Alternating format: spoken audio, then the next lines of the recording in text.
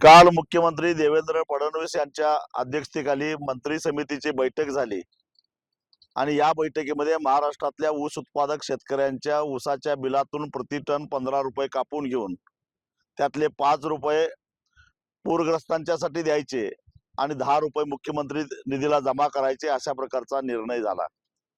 म्हणजे एक प्रकारे पूरग्रस्तांच्या नावाखाली राज्य सरकारनं शेतकऱ्यांच्या ऊसाच्या पैशावर दरोडा टाकायचा प्रयत्न केलेला आहे। वास्तविक पाहता यावर्षी अतिवृष्टीमुळे ऊसाचं उत्पादन सुद्धा एकरी 10 ते 12 टनानं घटलेलं आहे हे सरकारला माहिती आहे। म्हणजे अतिवृष्टीचा बाधित ऊस उत्पादक शेतकरी सुद्धा आहे। महापुरामध्ये आणि अतिवृष्टीमध्ये ऊसाचंही नुकसान झालेलं आहे। असं असताना टनाला 15 रुपयाचा दरोडा ऊस उत्पादकांच्यावर पडतोय।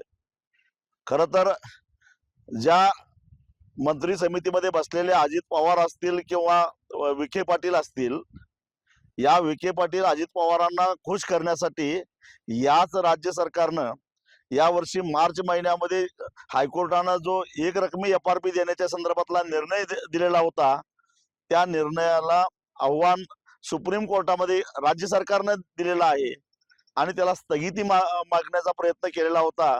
सुदैवानं कोर्टानं राज्य सरकारची मागणी फेटाळून लावली।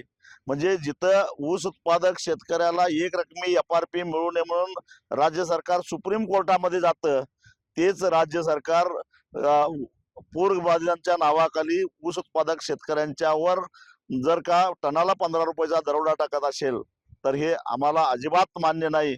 याच्या टोकाच्या प्रतिक्रिया उमटल्याशिवाय राहणार नाही। सरकारला तो नैतिक अधिकार राहिलेला नाही, कारण सरकार हे कारखानदार धार्जिना झालेला आहे।